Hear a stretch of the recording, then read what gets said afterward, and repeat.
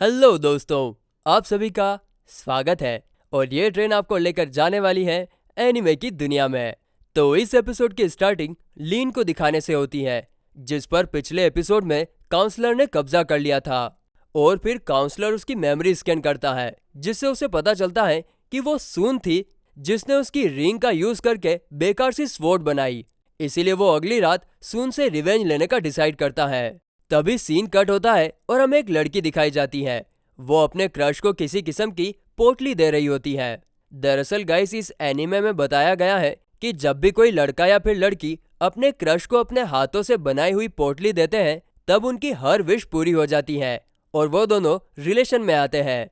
जिसके बाद अगले सीन में हम देखते हैं कि सुन भी वेंग को एक पोटली देना चाहती है, लेकिन वो टीचर को देखकर घबरा जाती है। तभी लीन उसके पीछे आती है, जो कि अभी भी काउंसलर के कंट्रोल में थी। वो सुन को कहती है कि स्कूल खत्म होने के बाद तुम वेंग को एक पोटली दे सकती हो। जिस पर सुन कहती है कि स्कूल छूटने के बाद तो किसी भी स्टूडेंट को स्कूल में रहना अलाउ नहीं है। जिस पर लीन कहती है कि शायद तुम भूल रही हो, मैं स्कूल में ही रहती हूँ। दूसरी तरफ हम लेडी बॉस को देखते हैं। वो यू के छोड़े हुए तीर को कंट्रोल करके अपने पिंजरे को काटने की कोशिश करती हैं और इसके चलते एक स्पिरिचुअल फोर्स का स्पेल कट जाता है, जिससे लेडी बॉस समझ जाती हैं कि वर्ल्ड की स्पिरिचुअल फोर्स धीरे धीरे कम हो रही है और इसी वजह से वो कैद में होने के बावजूद यू के तीर को कंट्रोल कर पा रही थी।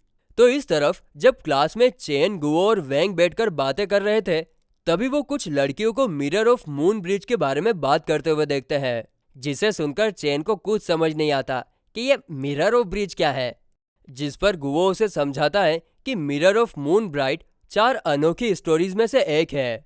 दरअसल लेजेंड्स का मानना है कि अगस्त 7 को जो कोई भी फर्स्ट फ्लोर पर बने लार्ज मिरर के सामने जाकर खड़ा होगा, तब वो मिरर में अपना फ्यूचर देख पाएगा। जिस पर चेन कहता है कि तब तो आज रात कई सारे लोग कैंपस में आएंगे।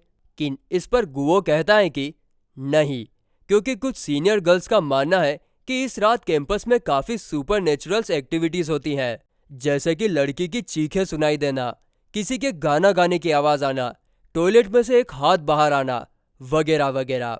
यह सब सुनकर चेन की फट जाती है। तभी सुन वहां आकर इशारों में वेंग को स्कूल छूटने के बाद स्कूल के पीछे वाले गेट पर मिलने के लिए बुलाती है। लेकिन वेंग तो भाई इतना शरीफ है कि उसे सुन का इशारा ही समझ में नहीं आता। तो फिर गुओ और चेन उसे सब कुछ समझाते हैं और फिर रात होने पर वेंग सून से मिलने के लिए स्कूल के पीछे वाले गेट पर आता है, जहां पर सून उसे देखकर काफी खुश होती है।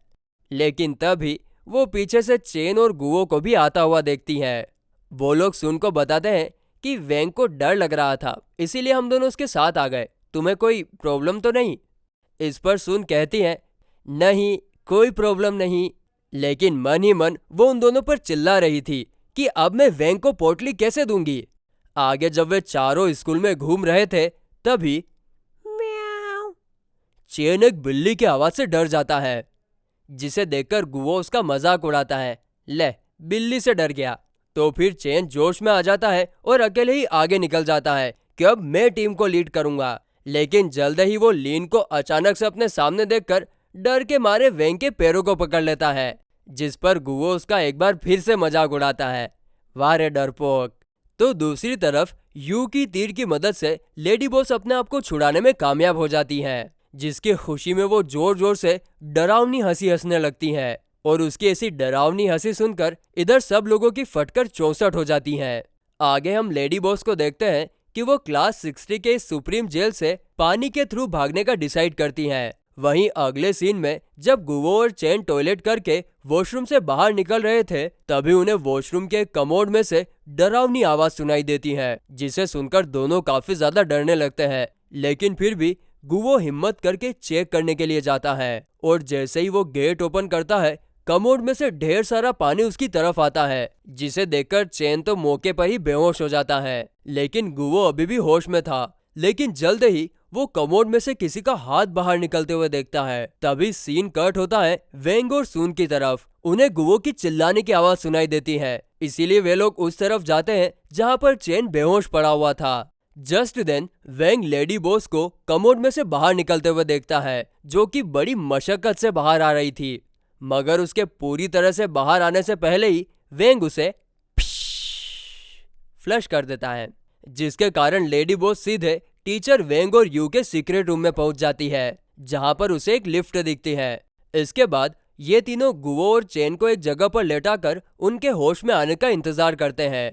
तभी स्पिरिट वेंग को बताता है कि लेडी बॉस फिर से भागने की कोशिश कर रही है, जिसे सुनकर वेंग तुरंत रूम से बाहर निकल जाता है। आगे हम लेडी बॉस को लिफ्ट में देखते हैं और जैसे ही लिफ्ट का दरवाजा खुलता है, वो सामने वेंग को पाती है, जो कि अपनी पावर की मदद से फिर से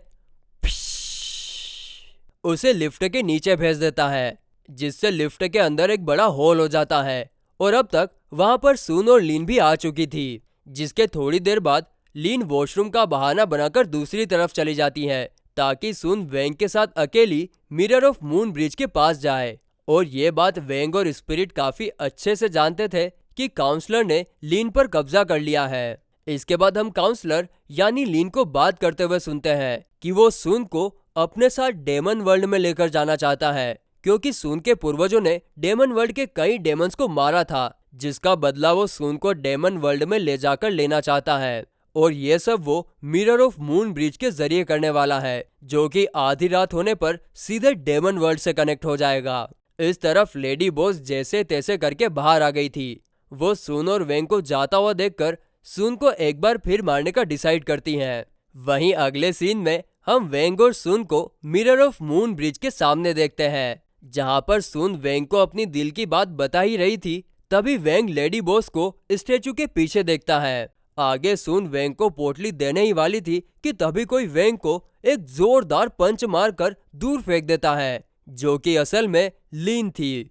वहीं सून यहाँ पर पहली बार काउंसलर को मिरर में देखती है और तुरंत अपनी स्वॉर्ड बाहर निकाल लेती है, लेकिन काउंसलर काफी स्ट्रोंग है, वो सून को जकड़ लेता है। इसके बाद लीन जैसे ही मिरर पर हाथ रखकर काउंसलर को टच करती है, ठीक उसी टाइम पर बाहर चांद लाल होना शुरू हो जाता है और धीरे धीरे करके पूरा लाल हो जाता है, और इसके कारण मिरर डेमन वर्ल्ड से कनेक्ट हो जाता है। ये देखकर काउंसलर सून को लेकर जा ही रहा था कि तभी लेडी बॉस सून को मारने के लिए पीछे से आती है।